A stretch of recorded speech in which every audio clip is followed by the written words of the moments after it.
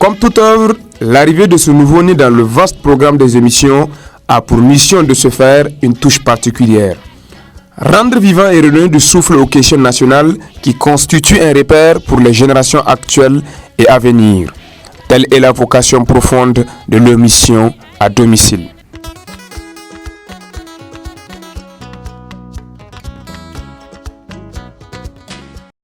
Direction Rond-Point des Armées. Exceptionnellement, le rendez-vous de ce mercredi 16 mars est fixé à 19 h, siège du mouvement patriotique pour une citoyenneté responsable, après commodité d'usage, sortie tant attendue du porteur du grand bonnet rouge. Et c'est votre Nuhu Mahamadou Arzika national. Ils sont très peu certainement ceux qui le découvrent maintenant seulement, car Nuhu Arzika est cet acteur de la société civile présent presque sur tous les fronts et faisant des problèmes de la République une préoccupation personnelle quotidienne. La particularité de sa communication est ses dosages d'émotions qui attirent l'attention de plus d'un Nigérien. Nuhu parle, il communique, il gronde.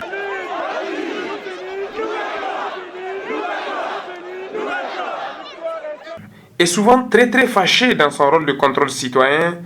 Né le 27 février 1968 à Niamey, Nuhu Arzika a connu un cycle scolaire jalonné de succès, baccalauréat en poche à partir de 1985. Nuhu Arzika est titulaire d'une maîtrise en économie dignement obtenue à l'université Abdou Moumouni Diofo de Niamey. Vous remarquez que lorsque Nuhu Arzika est titulaire d'une maîtrise en économie dignement obtenue à l'université de Niamey, lorsque Nuhu Arzika parle, vous allez remarquer que ce n'est pas cet acteur de la société civile tonneau vide qui intervient. D'un point de vue syndical, Nuhu Arzika a bel et bien une histoire. Il fut d'abord président de l'Union des étudiants nigériens à l'université de Niamey-Yenoun, président de l'Organisation des consommateurs du Niger Orkoni, et c'est en cette qualité qu'il a fait bouger la rue le 15 mars 2005. Et le Niger n'a pas eu tort de lui confier son sort.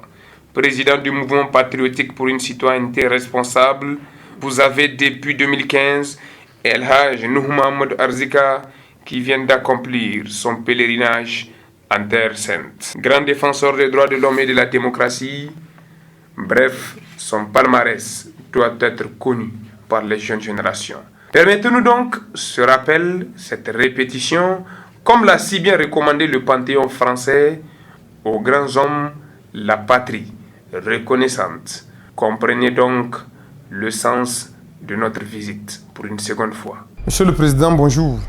Bonjour. Comment vous portez? Dieu merci, alhamdulillah. Après des séries d'évacuations sanitaires, vous êtes au Niger maintenant. Et votre santé?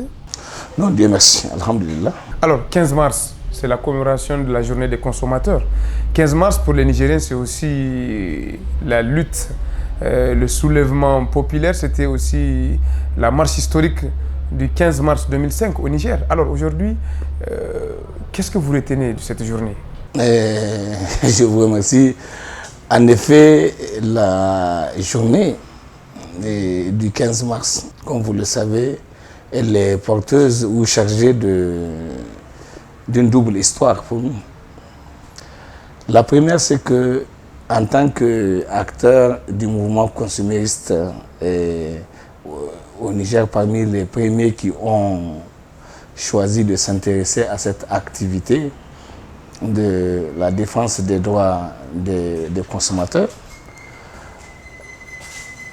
il était question pour nous de saisir cette journée du 15 mars 2005 pour pratiquement amener les citoyens consommateurs du Niger à comprendre et à savoir qu'il y a bel et bien une journée qui se commémorait depuis 1983 dans d'autres pays et au nom des consommateurs du monde entier, mais qu'au Niger, on ne savait pas tout ça, on ne faisait pas tout ça.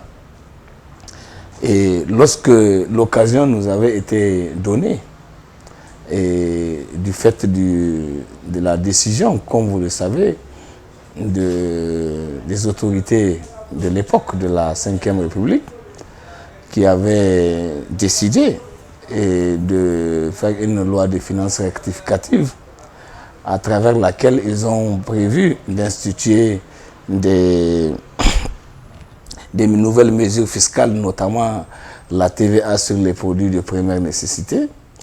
Nous avons à l'époque saisi cette opportunité pour essayer de démontrer comment les citoyens dans le contexte démocratique, lorsque un régime, bien que légitime et légal, j'ai dit légitime parce que le régime à l'époque venait à peine d'être réélu.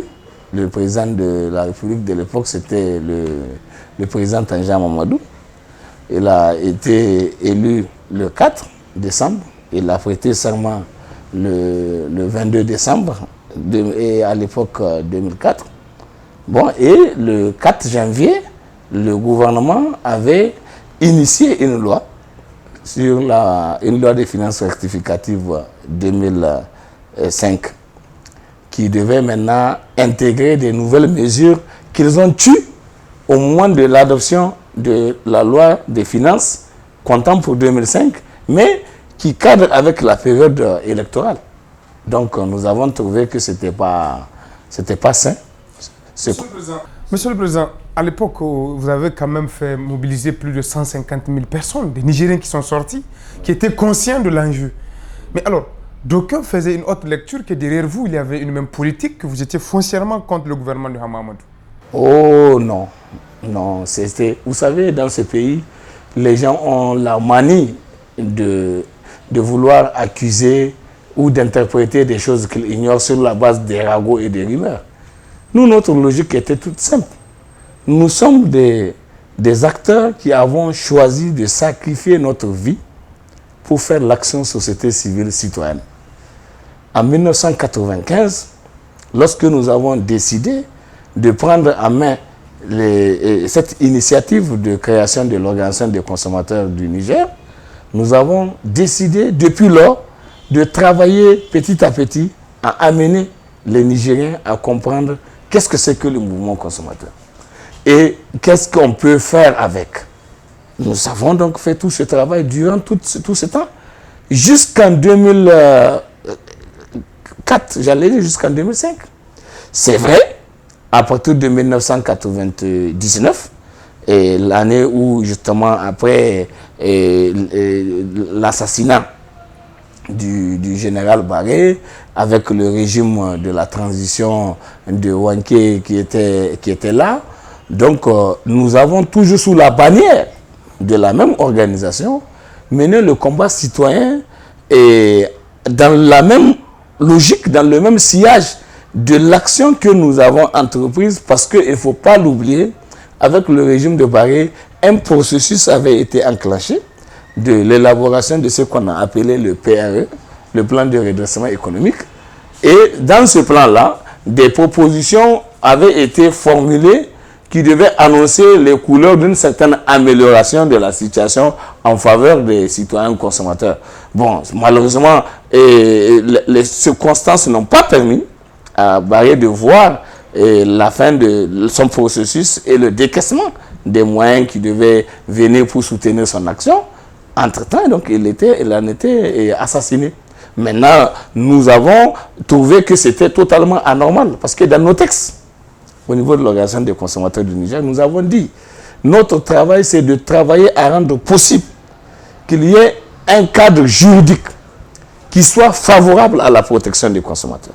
Ce cadre juridique, c'est avoir un État de droit dans un contexte républicain qui puisse rendre possible la jouissance de tous les droits et libertés reconnus aux citoyens, dont les droits, notamment économiques et sociaux, qui sont consacrés par le pacte international en matière de droits civils et en matière de droits économiques et sociaux, qui tire sa légitimité de la Déclaration universelle des droits de l'homme. Et nous avons donc sur cette base estimé qu'il y avait des actions à mener qui pouvaient même conduire à des changements de politique ou des changements d'options de politique publique, toujours en faveur des consommateurs. Monsieur le Président, peut-être que vous donnez raison à ceux qui l'ont dit. Aussitôt, Hamamoudou débarqué de la primature par une motion de censure, vos actions étaient devenues plus ou moins timides. Oh non, pas du tout. On vous a senti plus proche du président Tanja. Non, vous êtes en train de faire de l'amalgame. Il n'y avait pas de différence entre le Premier ministre et Hama Amadou et le régime qu'il servait. Parce qu'il n'était pas, c'est pas lui le président de la République, même si de temps en temps il lui arrive de dire que le président règne mais il ne gouverne pas. Ça c'est une boutade. Mais dans la réalité, tout le monde sait que c'est le régime qui était là, c'est le régime sous l'autorité du président Tanja qui avait été élu par le peuple nigérien pour exécuter le programme qu'il a proposé. Il avait, lui, il n'a pas fait comme les autres en disant qu'il va faire un truc chiffré avec, comment dit-on, un document à l'appui, mais il a invité les Nigériens de lui accorder 5 minutes pour que... J'ai dit, il a invité les Nigériens à lui accorder 5 minutes pour qu'il travaille pour eux pendant 5 bonnes années de bons et loyaux services. C'est ce qu'il avait dit. Maintenant, quand il avait donc bénéficié de son premier mandat, évidemment, nous, en tant qu'acteurs citoyens de la société civile, nous avons, en tant que défenseurs des consommateurs, au regard des problèmes qu'il y avait à l'époque, donc nous avons multiplié des initiatives dans le sens de pouvoir surveiller, dans le cadre du contrôle citoyen de l'action publique, surveiller l'action publique défavorable aux citoyens pour encourager les actions publiques favorables à l'intérêt de la nation, l'intérêt des citoyens. Donc c'est ça que nous avons fait. Durant tout le temps, Trump a été Premier ministre. Il était Premier ministre comment on appelle ça, du président Tanja. Et à ce titre-là, ils ont géré l'État jusqu'à la fin de leur premier mandat. Et puis ensuite, au deuxième mandat, il a même été reconduit. Et la loi, là, dont je dis, c'est sous l'autorité de Hama en tant que Premier ministre. N'oubliez jamais que c'est quand même le Premier ministre est le chef du gouvernement. Et c'est le gouvernement qui détermine et conduit la politique de la nation. Donc c'est le gouvernement qui était dans les négociations avec la Banque mondiale, le FMI et autres. Et ce sont les recommandations de la Banque mondiale et du FMI qu'ils ont voulu, eux, et à l'époque, faire respecter maintenant qu'on est au lendemain des élections. Et nous leur avons dit à l'époque que c'était pas normal. Comment est-ce qu'un peuple qui vient de vous faire confiance, vous allez, pour toute récompense, c'est de le sanctionner en décidant maintenant de prendre des mesures fiscales qui devaient augmenter le coût de la vie. Parce que c'était l'institution de la TVA sur les produits de première nécessité. C'était 19% d'augmentation d'emblée des prix des produits. Et vous imaginez ce que ça représente pour un pays, un peuple et des citoyens qui étaient dans une situation de pauvreté extrême. À l'époque, on parlait déjà de 63% des Nigériens qui sont dans la situation de l'extrême pauvreté. Monsieur le Président, après la coalition équité-qualité contre la vie chère a pratiquement disparu. Tous les acteurs, certains vous ont lâché en cours de route, d'autres ont fait d'autres options, mais il ne reste que nous, Hamamoudou Arzika, seuls qui étaient sur le terrain. D'autres ont été récupérés par des cabinets ministériels. Ça, vous voyez, vous êtes en train d'avancer des choses qui ne sont pas fondamentalement assises sur des arguments qui tiennent. Nous avons mené ce combat citoyen avec des camarades avec lesquels on a pu nous entendre. Notez qu'avant que nous créions la coalition équité-qualité contre la vie chère, nous étions tous des organisations regroupées au sein du collectif des organisations de défense des droits de l'homme, le CODE. Et dans ce collectif, nous y travaillons en tant qu'association de défense des droits de l'homme, mais chacune avec sa spécificité. Nous étions une organisation de défense des droits de l'homme, notamment pour la défense des droits des consommateurs, donc les droits économiques et sociaux. Et les autres étaient d'autres structures. Maintenant, quand il y a eu ces problèmes, nous avons décidé, en toute responsabilité, tout en étant membre du collectif, nous avons décidé de nous retrouver parce que nous avons fait une déclaration qui était partagée par les autres. Après notre déclaration, parce que nous avons été le premier à être au courant de la décision qui venait d'être prise par le gouvernement et qui devait engendrer l'augmentation des prix des produits. Maintenant, quand nous avons fait la déclaration, je me rappelle d'ailleurs que c'était à l'occasion de la rencontre où la CDTN devait faire une activité qui correspond à la date de sa naissance, je crois, le 5 janvier. Et nous avons donc donné cette information aux gens pendant le débat qui se faisait. Et nous avons dit que voilà un exemple type de comportement antidémocratique et antisocial d'un gouvernement qui, malgré sa légalité ou sa légitimité, il peut être amené à prendre des décisions qui peuvent être contraires aux intérêts des citoyens, et que les citoyens, en démocratie, ils ne doivent pas croiser les bras et regarder faire. Quand il y a des choses sur lesquelles on n'est pas d'accord, alors de manière démocratique, on l'exprime. Cela ne veut pas dire qu'on le fait pour remettre en cause les fondamentaux des républicains, et c'est ce que nous avons démontré. Parce que nous avons dit, en tant qu'acteurs de la société civile, surtout que nous sommes en train de faire de l'accompagnement démocratique. Nous sommes un mouvement et un collectif de défense des droits de l'homme et de la démocratie. Et dans le cadre de cette action de défense de la démocratie que nous faisons en tant que cadre politique, sur lequel nous sommes convaincus qu'il est d'une absolue nécessité que cela soit préservé pour permettre au peuple de s'épanouir et de pouvoir vivre la démocratie en toute responsabilité, telle que nous l'avons toujours souhaité, attendu, qu'elle soit une véritable démocratie citoyenne. Maintenant, s'il y a un régime qui est là, s'il ne fait pas ce que les citoyens veulent, ils sortent, ils manifestent en vertu de la liberté de manifestation qui est là. Monsieur le Président, parce que quand je parlais de votre coalition, quand on parlait de Nuhu Arzika, on parle nécessairement de Mourou à l'époque. C'était quand même les deux grands acteurs majeurs qui étaient au devant de la scène. Non, on n'était pas deux, on était trois. Nous étions un comité de 3 personnes. Et il y avait, et nous étions 3, parce que nous étions 3 associations qui avons décidé, à travers les responsables de ces 3 associations, donc de nous retrouver pour créer l'idée de créer la coalition Équité Qualité contre la vie chère. Donc, on s'est retrouvé avec Moustapha Kadi, qui était le président de SOS Droit à l'énergie. Ensuite, le camarade Mourou Amadou, qui est le président de Croisade, et moi-même, et qui suis le président de l'Organisation des consommateurs du Niger. Et c'est comme la question, c'est une question de vie chère, une question d'augmentation des coûts de la vie. Donc c'est plus une question de droits de consommateurs et qu'une question de droits de l'homme en matière de droits généraux, droits civils et politiques.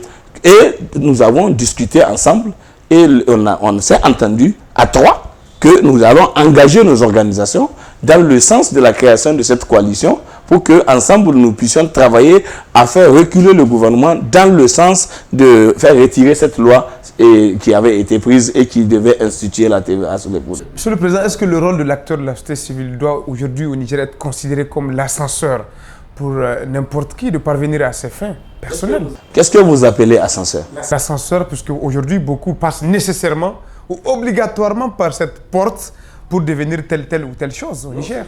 Non, c'est faux, j'ai faux. La preuve en est que vous n'êtes plus nombreux aujourd'hui à être sur le terrain. Non, si. Tous ont fini par retourner ou vendre la veste. Non, si. Parmi tous les anciens acteurs, il ne reste que vous et Moustapha Kadi aujourd'hui sur le terrain. Non, pas du tout. D'abord, je vais vous dire la chose suivante. Nous étions 3. Omar, Moustapha et moi. Nous avons créé ce que nous avons appelé le comité de coordination de la coalition Équité Qualité contre la vie chère. Nous avons même été indulgents pour tenter de récupérer avec nous le président de l'ADDC Wadata. Et bien qu'il ne soit pas avec nous et il était absent, on a prévu que le poste de vice-président de la coalition Équité Qualité contre la vie chère devait échoir au président de l'ADDC Wadata. Et en tant que c'est une question qui concerne les questions de consommation, et eux-mêmes sont d'accord, et Croisade comme le président de Croisade comme le président de SOS Kandaji, et sont d'accord que nous, en tant qu'association des consommateurs, avec une vision de lutte d'ensemble, que c'était une question que nous, on pouvait mieux porter que eux. Voilà pourquoi ils ont accepté de nous faire confiance pour qu'on puisse présider aux destinées de la coalition Équité Qualité contre la vie chère. On a donc, je disais, fait appel aux camarades de ADDC qui n'a pas finalement pu assumer la responsabilité qu'on a voulu lui déléguer. Bon, et donc ça c'est une parenthèse. Maintenant, ces camarades-là, nous avons toujours été ensemble parce que quand nous avons développé cette initiative-là, nous sommes partis sur le terrain travailler à convaincre le reste des acteurs de la société civile et des couches sociales de notre pays pour qu'elles soient d'accord à accepter qu'ensemble, on se met ensemble pour faire cette lutte pour amener le gouvernement à reculer. C'est ce que nous avons fait.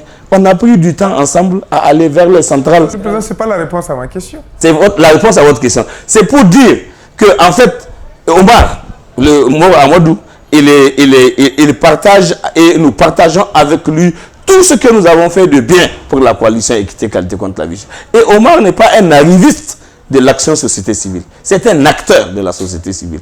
Un acteur qui a été capable d'apporter sa contribution et d'assumer la part de responsabilité qui était la sienne dans le cadre de l'action que nous avons menée au titre de la coalition Équité Qualité contre la vie. Monsieur le Président, à ce niveau, est-ce que l'acteur de la société civile n'a pas été utilisé contre la société civile après? Non, pas du tout. En mode ministre de la Justice, quand même, un moment... La dernière année, quand même, les acteurs de la société civile ont passé des nuits à la police judiciaire. Comment ça? Sous la direction du ministre de la Justice. Il faut éviter de faire des mélanges. Moi, personnellement, j'assure la victime. J'ai été membre du Conseil consultatif national. Et en tant que membre du Conseil consultatif national qui était présidé par le camarade Moro Amadou, et il y a eu une altercation dans le contexte d'un débat interne à une commission de travail de ce comité-là, de ce conseil consultatif. Et il y a eu, donc comme j'étais une personne cherchée, c'est-à-dire les gens ont tout cherché pour voir...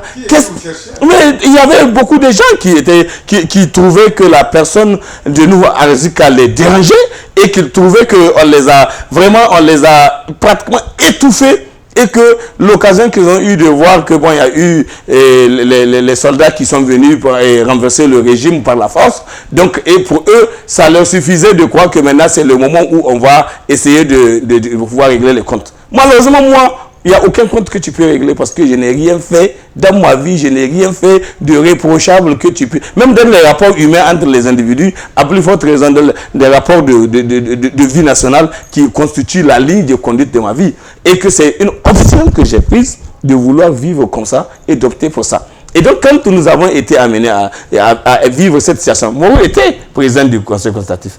Je sais que personnellement, nous, si moi j'étais le président du conseil consultatif, il n'était pas possible que Omar puisse faire l'objet d'un enlèvement en pleine réunion du conseil consultatif pour qu'on puisse m'amener sur la base d'une convocation, s'il vous plaît, de type privé. Ça veut dire qu'il n'a pas été solidaire de son camarade Nouveau Arzika? Non, c'est pas qu'il n'a pas, c'est pas un problème de solidarité, c'est un problème de rôle.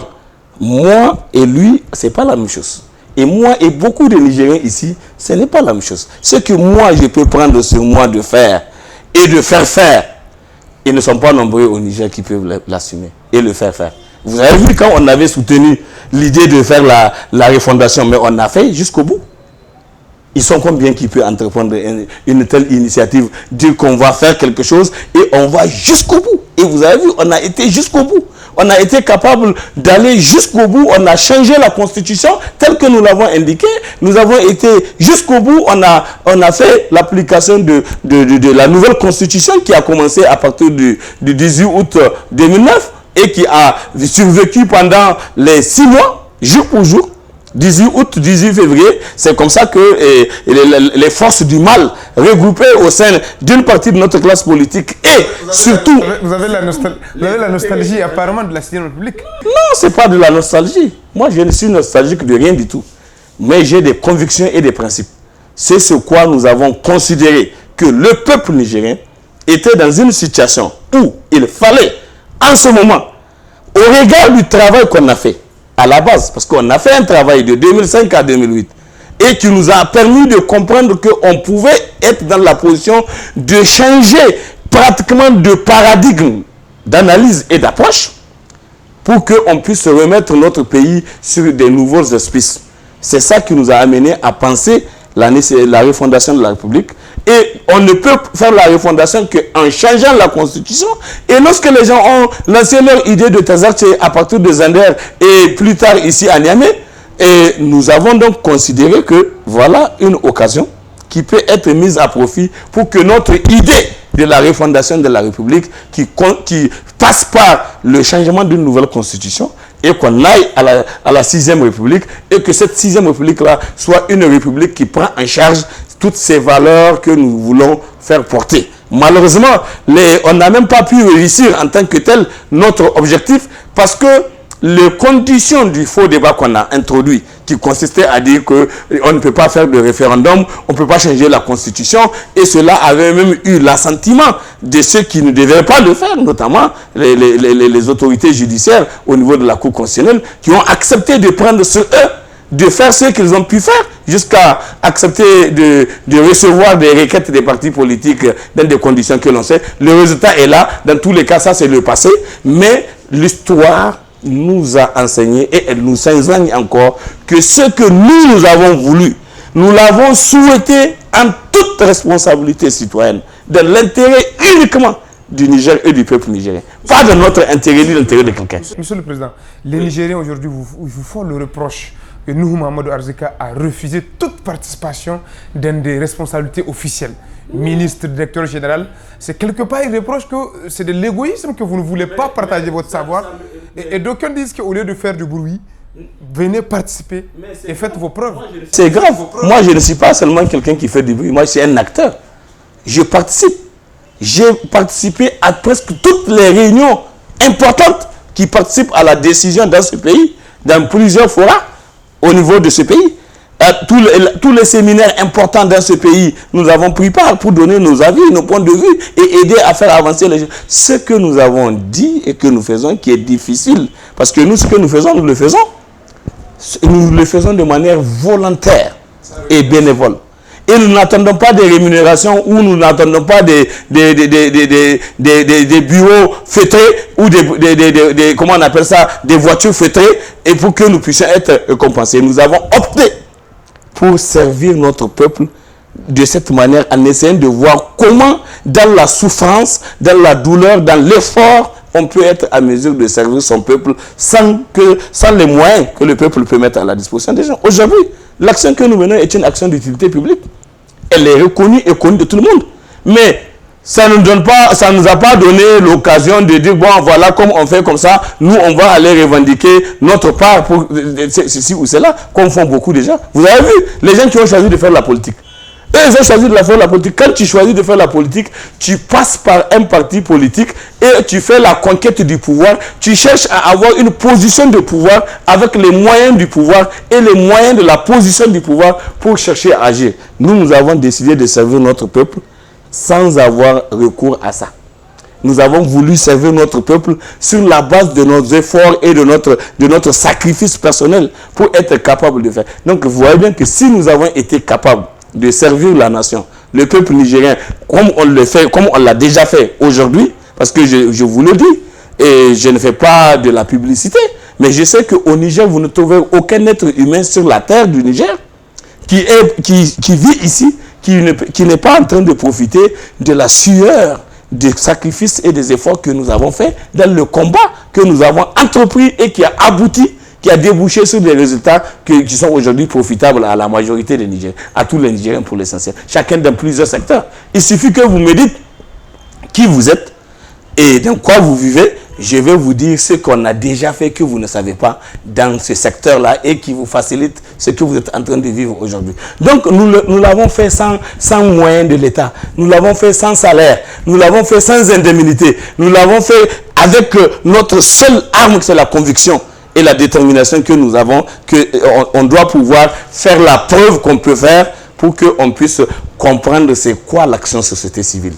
Et c'est quoi la différence entre l'action société civile citoyenne, qui est une action d'intérêt général, une action qui a une vocation à servir l'intérêt général et une cause noble, et la différence avec ce que, justement, quand on faisait des trucs dans les années 2006, et je me rappelle un jour, le Premier ministre à l'époque disait que si nous, comme c'est au nom de la société civile que nous sommes en train de les déranger, eux aussi ils vont créer leur société civile.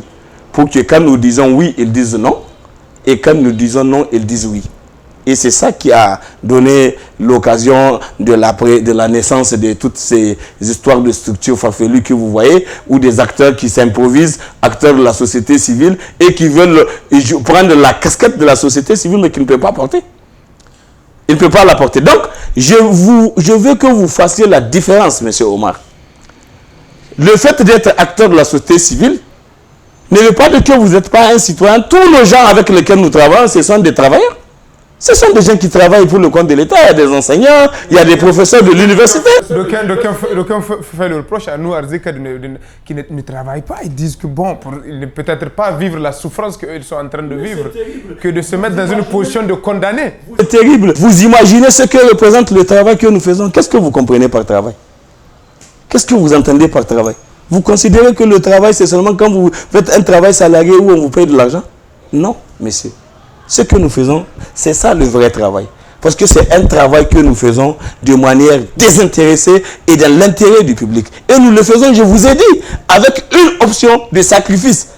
C'est une vision de la vie. Ce n'est pas au hasard que nous le faisons, c'est une vision de la vie. Et donc, en le faisant de cette façon, M. Omar, notez très bien, je viens de vous dire, il y a beaucoup de choses que nous avons fait dans plusieurs secteurs qui ont fait avancer le pays et qui ont permis à beaucoup de Nigériens de profiter de ce que nous avons fait. Mais ce que je dis, la différence, quand les gens parlent de la société civile, il y en a des acteurs. Par exemple, parmi nous, il y en a des gens qui sont enseignants, il y en a qui sont des ingénieurs agronomes, il y en a qui sont des médecins. Et si aujourd'hui, dans le secteur où vous travaillez, tout en étant acteur de la société civile, mais dans votre secteur, vous pouvez avoir une promotion sociale, une promotion professionnelle dans votre service. Il y a beaucoup de gens qui sont là, ils peuvent être dans la hiérarchie administrative, ils peuvent même se retrouver jusqu'au poste de secrétaire général de leur ministère. Et tout ça, ça n'empêche pas qu'ils soient acteurs de la société civile. Maintenant, si vous êtes aussi acteur de la société civile et qu'on pense que vous pouvez avoir, vous avez de quoi être en mesure d'être responsable d'un certain niveau au point d'être ministre de la République, et on vous fait appel si vous estimez que vous êtes capable de le faire et que vous avez la possibilité et les ressources et de pouvoir faire le travail auquel on vous appelle, mais il n'y a aucune raison que vous ne l'acceptez pas. Alors, nous, Mamadou Arzika, si le président Issouf vous appelle pour vous nommer ministre, accepterez-vous? Non, aujourd'hui non. Même hier non. Maintenant peut-être demain oui. Mais pas demain. Quand je dis demain, là, c'est pas demain. Mais c'est pour dire que personnellement, nous, le jour où je considère que le travail de base que nous sommes en train de faire, qu'on est en train de disséminer dans la société nigérienne, et que la masse critique des acteurs citoyens que nous voulons voir est suffisamment là pour permettre d'entreprendre une autre aventure, nous allons le faire. Créer un parti politique alors, monsieur? Non, vous savez ce qu'on fait là, c'est plus qu'un parti politique. Le travail que nous avons fait, mais il n'y a aucun parti politique qui l'a fait au Niger. Aucun parti politique n'a fait ce que nous avons fait au Niger. Et si vous regroupez tous les partis politiques réunis, ils n'ont pas fait le travail que nous avons fait en tant qu'action société civile citoyenne pour la formation des citoyens. Vous estimez que vous les dérangez gratuitement? Non, mais c'est un choix qu'on a fait. Ils ont choisi de faire la politique. Et vous voyez bien, quand on fait la politique, on cherche les indemnités, on cherche les bureaux conçus, on cherche les voitures, on cherche ceci, cela. Nous, vous avez vu dans quelles conditions vous nous avez trouvés et dans quelles conditions on évolue. Et ça ne nous dérange pas, ça ne nous empêche pas que quand nous sommes ensemble dans une réunion, que vous n'ayez pas la même capacité de résistance face aux arguments que nous pouvons être amenés à vous opposer dans la situation. Monsieur le Président, 20 mars, le Niger va connaître le deuxième tour de la phase électorale. De 15 candidats, maintenant c'est 2. Hamamadou Issoufou Mahamadou. Hamamadou est interné en prison. Issoufou Mahamadou, le candidat qui bat campagne. Les militants de Lumana estiment que quelque part, il y a rupture d'égalité entre leur candidat et le candidat Issoufou Mahamadou, président de la République sortant. Non, et avant de vous répondre à cette question qui est très importante, je voulais terminer avec mon raisonnement sur la décision qui peut être prise par un acteur de la société civile de se retrouver en situation de se faire responsabiliser à accomplir une mission. Et que j'ai vu beaucoup de gens se sont mis à vouloir chaque fois tirer à boulet rouge sur notre camarade qui fait partie de notre trio. Notre trio, Moustapha, Morou et nous, qui avons pensé créer la coalition équité qualité contre la vie chère. Omar n'est que dans son rôle. Je veux que les Nigériens sachent ce qu'ils ne savent pas aujourd'hui. Omar avait, dans le cadre de l'action de défense des droits de l'homme que nous faisons, parce qu'il veut continuer à servir dans ce secteur, même son mémoire de fin de cycle de maîtrise qu'il a fait, il l'a fait sur l'accès à la justice. Comment rendre accessible la justice à tous? Pensez-vous que votre camarade Mourou a rendu justice au Nigeria? Mais je suis convaincu que de tous les ministres de la République qu'on a connus au Niger depuis pratiquement la colonisation jusqu'à aujourd'hui, on n'a pas eu, selon moi, un ministre qui a osé et qui a travaillé à aboutir à un certain nombre de résultats que peut-être tout de suite vous n'allez pas voir. Monsieur le Président, on a l'impression que c'est le camarade de Orkoni qui parle, qui jette des fleurs à son camarade. Non, et vous savez qu'on était avare. Nous, on ne jette pas des fleurs à des gens. Si c'était, vous savez, je suis en train de vous le dire. Et s'il l'avait mal fait, je serais le premier à le critiquer. Moi, j'étais en prison au moment où Omar était arrivé ministre de la Justice. Il m'a trouvé en prison quand il est arrivé au ministre de la Justice. Et quand je suis sorti de prison, la première chose que je lui ai dit, le challenge le plus important qu'il a, c'est de réussir à initier un projet des États généraux de la justice. Et que ces États généraux de la justice, s'il réussit à le faire, ça va permettre de repenser notre justice et notre système judiciaire qui a beaucoup de problèmes. Et Dieu merci, avec tout ce qu'il a fait, les consultations avec sa hiérarchie et tous les autres avec lui, ils ont fini par accéder à l'idée et les États généraux ont pu se faire. Et que les documents ont pu être élaborés et aujourd'hui, le chantier là, s'il venait à être mis en place, je suis convaincu que c'est dans 10 ans, dans 15 ans qu'on se rendra compte du travail qui a été fait sous l'autorité de ce jeune homme-là, qui est ministre de la Justice. Donc je dis que c'est là, il faut que les gens comprennent que être acteur de la société civile n'empêche pas qu'on puisse avoir des droits citoyens à pouvoir servir son pays par ailleurs, là où on peut le faire mieux. Et j'ai dit, il n'y a pas eu encore un ministre de la Justice qui a été meilleur que ce que ce bonhomme-là a été à mesure de faire durant ces 5 années de comment on appelle ça? C'est pas la vie du Saman. Non, le Saman, c'est normal, c'est un syndicat. Ils peuvent avoir des devoirs avec lui. Vous savez, je vais vous dire la chose suivante. Omar a une histoire et il faut que les gens comprennent. Monsieur le Président. Non, c'est très important. Avant de répondre à l'autre question que vous m'avez posée, vous savez que quand il a fini son mémoire de fin de cycle de maîtrise, il devait avoir la possibilité d'aller travailler dans ce secteur-là qui l'intéressait. Mais les gens avaient organisé un complot pour dire que, parce que, en tant que défenseur des droits de l'homme, un jour, il avait bruyamment réagi dans le cadre d'un procès qui était en train d'être fait sur une affaire.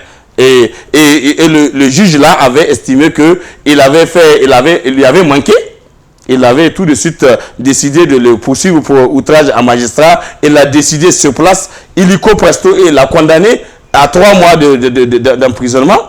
Et là-bas, à Beningaoué, pendant que nous étions ensemble dans le code.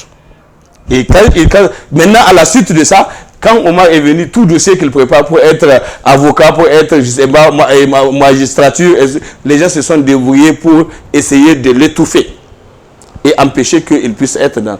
Maintenant, quand Dieu a voulu leur montrer que c'est lui le puissant, le sage, mais il a créé la situation qui a rendu possible que Omar soit devenu ministre de la Justice au-dessus de tous ces gens-là qui ont fini par être là en train de courir et à courir pour essayer de raser les murs pour chercher audience chez le petit là qui n'ont pas voulu qu'il rende la justice. Ça, je pense que c'est important que le peuple le sache.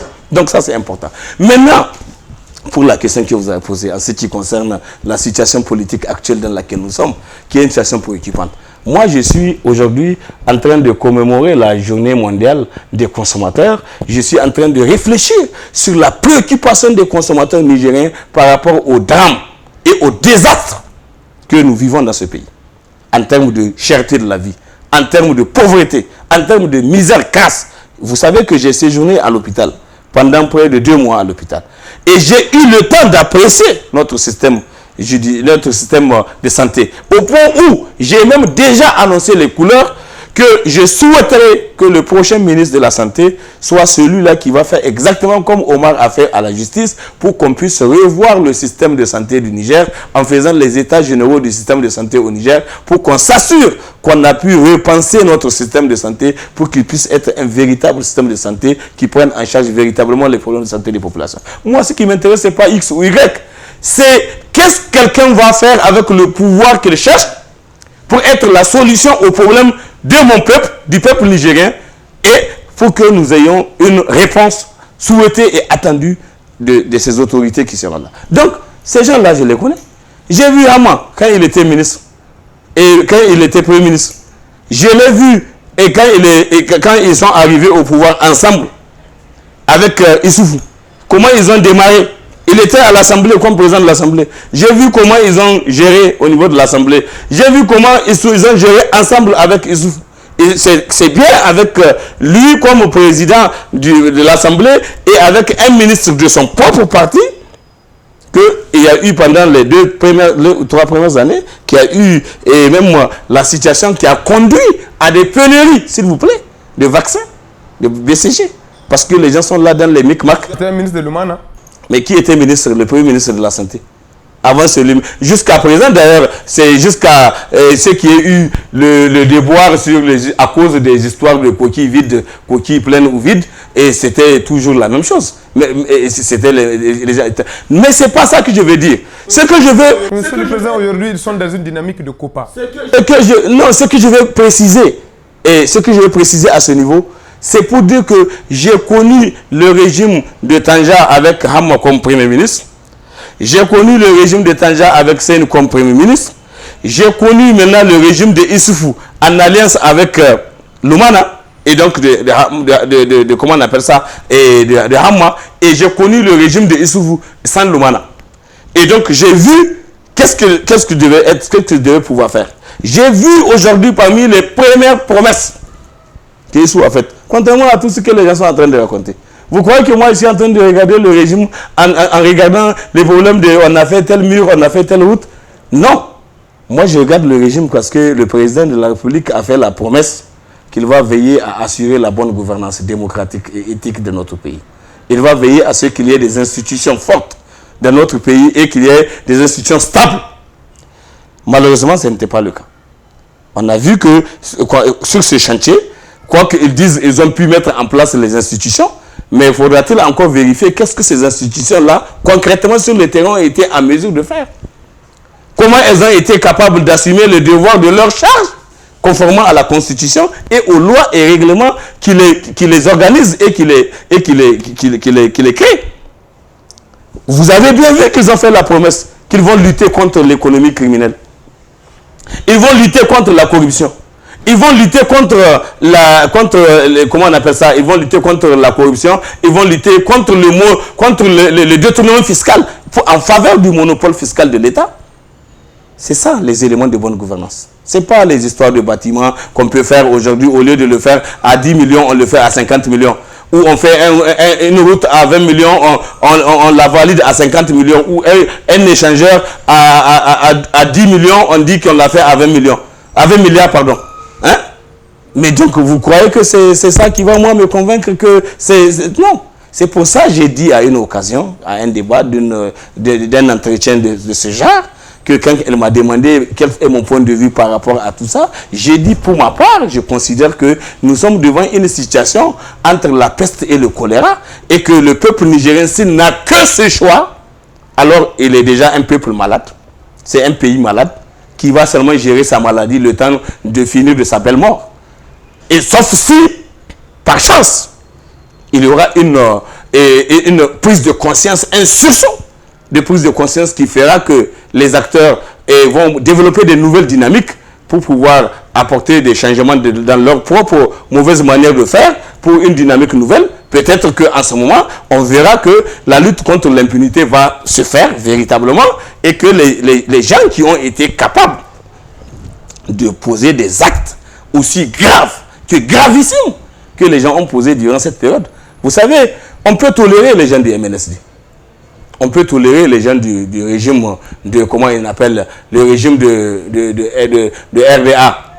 Parce qu'on a été à la conférence, eux, ils sont les produits du MNS, du régime militaire. Ils sont arrivés, on a organisé une conférence nationale, souveraine, pour les juger. Et puis, pour faire le diagnostic et les formuler des reproches contre leur gouvernance. Et annoncer les couleurs des dispositions nouvelles à prendre pour une bonne gouvernance démocratique et éthique des affaires publiques. Les gens là sont partis. Mais quand ceux qui sont venus les remplacer, qu'est-ce qu'ils ont fait? Loin de faire ce qui a été reproché et de faire ce qui a été proposé d'être fait en termes d'alternative, ils sont venus faire pire que ce que les gens ont fait. Donc, monsieur Omar, c'est pour vous dire donc que ici là, quand je regarde par rapport au discours, par rapport à tout ce qui a été dit, qui a été fait, je pense que les gens n'ont rien à dire. Maintenant, faute de mieux, on doit simplement s'accommoder. Et comme je disais, les gens choisiront la nature de la maladie qu'ils pensent pouvoir supporter le mieux. En attendant peut-être la thérapie, peut-être un vaccin fort et une thérapie forte va être trouvée et que bon, le malade peut se réveiller. Mais en attendant, je considère que pour moi, 20 mars ou 21 février, c'est la même chose. Pour l'instant, il y a quelques candidats. L'opposition dit qu'elle ne participe pas aux élections. La COPA dit que... Vous savez, nous avons suivi la décision que les gens ont été amenés. Parce que là, on a suivi. Parce qu'en fait, vous voyez, c'est bonnet, blanc, blanc, bonnet. Les gens, déjà, vous sentez la mauvaise foi. Il y a de la mauvaise foi dans ce qui se passe. Ce n'est pas sincère. Ce n'est pas sérieux. Et ce n'est pas admissible. C'est pour ça que nous avons été amenés à estimer que vraiment ce pays-là, on a besoin de la paix pour le Niger. Vous avez vu, avant-hier, on a même développé une initiative qui a consisté à aller vers véritablement le dépositaire de nos valeurs de civilisation, notamment notre religion et l'islam, pour aller les voir et ensemble avec eux, souhaiter que nous formulions des prières fortes à l'intention de Dieu, notre Dieu tout-puissant, notre Seigneur, pour qu'il puisse protéger notre pays d'abord, et il protège notre peuple ensuite, et qu'il puisse aider à corriger ceux qui sont susceptibles de se corriger. Et maintenant, pour ceux qui ne peuvent pas se corriger, mais dont les actes sont de nature à porter, apporter des effets de nuisance, d'impact négatif sur notre peuple, que Dieu protège le pays contre le malheur de ces genres de personnes ou les mauvaises intentions de ces genres de personnes, qui qu'ils soient à gauche ou à droite, qu'ils soient de la COPA ou de la MRN, qu'ils soient dans un autre bloc quelconque. Nous, ce qu'on souhaite pour notre pays, pour notre peuple, nous pensons que rien ne vaut la paix. Rien ne vaut la paix, et parce que rien ne vaut la paix, nous voulons la paix que nous voulons aussi pour le Niger, nous la voulons pour le reste du monde. Et nous ne pouvons accepter de personne qu'il puisse entreprendre une initiative quelconque qui soit de nature à déstabiliser notre paix retrouvée, notre paix dans laquelle nous évoluons, et que les uns et les autres, nous les avons dit en son temps, à travers plusieurs de nos interventions, pour dire voilà ce que nous avons été amenés à relever. Cela dit que vous invitez la COPA à aller voter le 21 ? Nous invitons tous les Nigériens. La COPA, comme les autres, nous pensons que les élections qui sont organisées par la CENI, qui est différente du gouvernement, qui est différente du président de la République, qui est différente de tous les candidats. La CENI est une institution de la République prévue par notre Constitution et qui a vocation à organiser les élections. Elle s'est retrouvée avec tous ses membres, elle a réfléchi sur un chronogramme, et ce chronogramme-là a été apprécié de tous dans un esprit de consensus.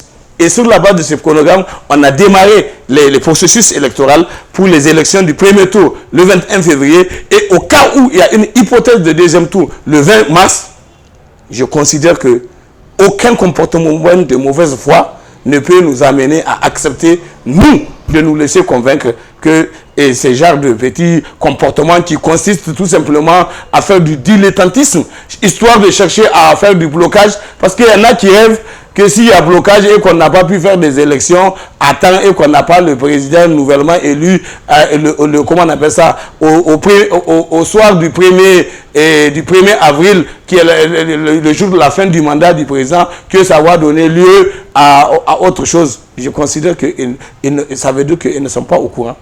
Ils ne lisent pas, ils n'ont qu'à lire la Constitution française qui le réclame tous les jours. Mais il n'y a jamais de vide. Il n'y a pas de vide. Il n'y aura pas de vide. Le gouvernement qui est là en place, tout le monde sait que même si on enlève quelqu'un, on est obligé de le laisser gérer les affaires courantes en attendant la situation pour éviter le vide. Ou bien nous allons choisir d'aller comme ça au vide parce que les gens cherchent le vide. Si c'est ce vide-là que les gens cherchent, alors nous implorons Dieu pour qu'il donne l'occasion face à ce vide, qui est une capacité de remplacer le vide et de sauver le pays. Et je pense que si c'est ça qu'ils veulent, cela va arriver. Rien n'échappe à Dieu.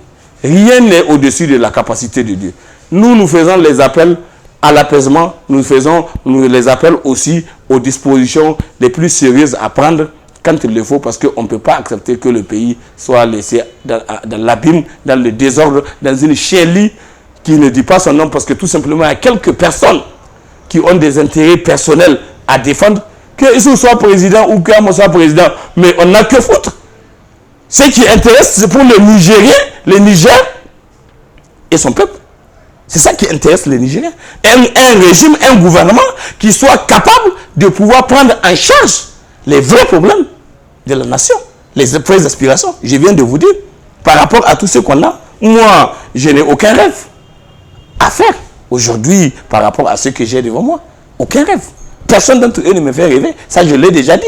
Parce que j'estime qu'ils ont eu l'occasion de faire la preuve qu'ils peuvent nous convaincre. Mais cette occasion n'a pas permis de voir que, par exemple, le président Issoufou, qui pouvait véritablement lutter contre l'économie criminelle, et qu'il pouvait lutter contre l'impunité, et qu'il pouvait véritablement prendre parmi les gens qui lui sont les plus proches, comme on a vu, son prédécesseur, ou disons, et on a vu avec Tanja a été capable, lui, de sanctionner. Même Hamma, il l'a laissé aller en prison parce que les gens ont sorti un dossier pour dire que voilà la faute qu'il a commise. Il n'a pas voulu mettre sa main dedans. Ce n'était pas pour vous permettre de faire le Tazara, c'est comme le disait à l'époque. Non, ça c'est un peu... Hamma vous gênez pratiquement. Non, ça c'est un peu les commentaires. C'est un peu les commentaires des gens. Quand les gens ont dit des choses comme ça pour dire que... Quelqu'un dit que Hamma vous gênez, monsieur le président, il fallait l'écarter pour vous permettre de faire votre 6e République. Par rapport à quoi? Il nous gêne par rapport à quoi? Moi, il me gêne par rapport à quoi? Il me gêne par rapport à quoi? Quand il y a eu, d'abord au moment où il y a eu l'idée là, au moment où nous, personnellement, nous nous sommes impliqués, c'est en 2008. C'est-à-dire en 2008, encore en juillet. Juillet 2008, quand il y a eu la semaine des scolaires à l'université, nous avons fait des réflexions à l'université sur la question et nous avons convenu que cela est important et pertinent et que nous devons envisager quelle alternative politique pour un Niger émergent. Nous avons trouvé que c'est la refondation de la République. Et qu'est-ce que doit être la refondation de la République? Comment elle doit se faire? On dit que ça passe par le changement de la Constitution et tout ce qu'il y avait à faire. En ce moment-là, on n'est même plus Premier ministre. Il était déjà, malheureusement, le pauvre, il était en prison. C'était pas à ce moment, lui, il sait. Et on a fait ce débat avec lui au moment où il nous a traité d'opposition civile. Nous avons dit non, nous ne sommes pas cette opposition que vous croyez. On est une opposition par rapport à vos actes de gouvernance qui sont nuisibles à la société. Mais on n'est pas une position dans le but de vous remplacer comme l'opposition politique. Monsieur le Président, vous ne montez pas sur des échangeurs, vous n'empruntez pas de nouvelles voies. Donc c'est pour vous dire, aujourd'hui, ce que nous souhaitons pour notre pays, c'est la paix. Ce que nous souhaitons pour notre pays, c'est le bonheur de notre peuple. Ce que nous souhaitons pour notre pays, c'est une véritable gouvernance démocratique et éthique.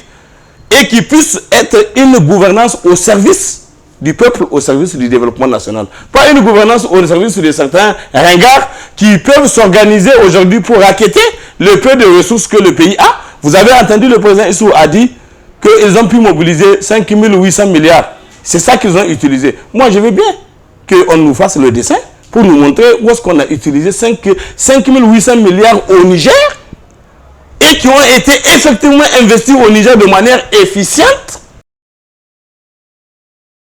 Quel échangeur? Vous croyez que ces échangeurs-là, à combien de pays qui ont fait échangeur avant le Niger? À combien ils l'ont fait? Pourquoi au Niger ça doit coûter plus? Pourquoi au Niger ça va coûter? Donc c'est pour vous dire, et mon frère, ce pays-là, nous, il est beaucoup pour nous, il est tout pour nous. Et parce qu'il est tout pour nous, nous ne pouvons accepter de personne qu'il puisse prendre un chemin qui peut provoquer une chienlit dans ce pays. Et nous ne pouvons pas rester les bras croisés. Et nous allons développer de toutes nos forces, toutes les initiatives qui vont permettre de protéger le pays et de neutraliser toute personne, tout groupe de personnes qui sont de nature à vouloir, par leur acte ou par leur action, chercher à vouloir déstabiliser ou provoquer une chienlit dans le pays. Ce qui consiste à vouloir opposer les Nigériens les uns les autres sur des considérations primaires, ethniques, régionalistes et autres, alors que c'est faux. Au Niger, nous sommes un. Le peuple, nous voulons une république une et indivisible. Aujourd'hui, au Niger, dans toutes les familles, nous sommes désormais mélangés. Vous prenez, comme le disait le général Ali Chebou, que paix à son âme, il répondait à quelqu'un en 89 et disait, quand vous parlez de Est-Ouest, moi qui suis de l'Ouest et ma femme de l'Est, mes enfants Est-Ouest, qu'est-ce que vous voulez qu'on fasse? Voilà notre situation. Et c'est ça qu'il a répondu aux gens. Et comme je me souviens encore de ce qu'il a dit à ceux qui sont partis le trouver pour dire pourquoi il accepte la conférence. Elle est ici là. Il dit, conférence. J'ai déjà donné ma parole pour que la conférence se fasse et qu'elle va se décréter souveraine et que les conclusions auxquelles elle va parvenir, je vais m'y soumettre. Alors chacun n'a qu'à aller défendre le dossier qu'on va invoquer qui le concerne. Point barre. Que Dieu le paye pour ce qu'il a fait. Le dimanche 20 mars, vous allez sortir voter? Le dimanche 20 mars, Inch'Allah, je vais sortir accomplir mon devoir de citoyen. Je vais le faire. Vous allez voter pour qui? Je n'ai pas à voter pour quelqu'un. Je suis en train de vous dire, je vais aller. Le vote est secret. Et quand je vais me retrouver dans l'isoloir, je vais me décider de la conduite que je vais tenir. Pour le moment, l'inspiration sur la conduite que je vais tenir n'est pas encore arrivée. Parce que je ne dois pas savoir si c'est la peste ou le choléra, ou bien même c'est aucune des maladies. Monsieur le Président Bouira, merci. Je vous en prie. Vous avez répondu à la question. Voilà. Je souhaite que Dieu nous aide. Direction rond-point des armées. Exceptionnellement, le rendez-vous de ce mercredi 16 mars est fixé à 19 h, siège du mouvement patriotique pour une citoyenneté responsable, après commodité d'usage, sortie tant attendue du porteur du grand bonnet rouge. Et c'est votre Nuhu Mahamadou Arzika national. Ils sont très peu certainement ceux qui le découvrent maintenant seulement, car Nuhu Arzika est cet acteur de la société civile présent presque sur tous les fronts et faisant des problèmes de la République une préoccupation personnelle quotidienne. La particularité de sa communication et ses dosages d'émotions qui attirent l'attention de plus de Nigériens, Nuhu parle, il communique, il gronde.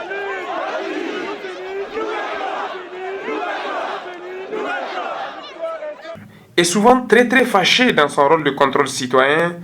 Né le 27 février 1968 à Niamey, Nuhu Arzika a connu un cycle scolaire jalonné de succès, baccalauréat en poche à partir de 1985. Nuhu Arzika est titulaire d'une maîtrise en économie dignement obtenue à l'université Abdou-Moumouni Diofo de Niamey. Vous remarquez que lorsque Nuhu Arzika est titulaire d'une maîtrise en économie dignement obtenue à l'université de Niamey. Lorsque Nuhu Arzika parle, vous allez remarquer que ce n'est pas cet acteur de la société civile tonneau vide qui intervient. D'un point de vue syndical, Nuhu Arzika a bel et bien une histoire. Il fut d'abord président de l'Union des étudiants nigériens à l'université de Niamey Yenoun, président de l'Organisation des consommateurs du Niger Orkoni, et c'est en cette qualité qu'il a fait bouger la rue le 15 mars 2005. Et le Niger n'a pas eu tort de lui confier son sort. Président du mouvement patriotique pour une citoyenneté responsable, vous avez depuis 2015 El Haj Nuhu Mahamadou Arzika qui vient d'accomplir son pèlerinage en Terre Sainte. Grand défenseur des droits de l'homme et de la démocratie, bref, son palmarès doit être connu par les jeunes générations. Permettez-nous donc ce rappel, cette répétition, comme l'a si bien recommandé le Panthéon français, aux grands hommes la patrie reconnaissante. Comprenez donc le sens de notre visite pour une seconde fois.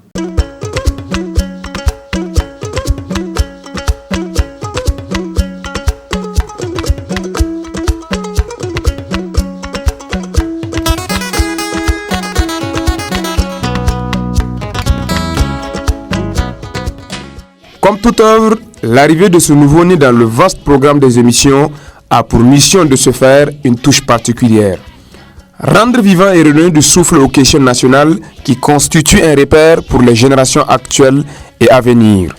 Telle est la vocation profonde de leur mission à domicile.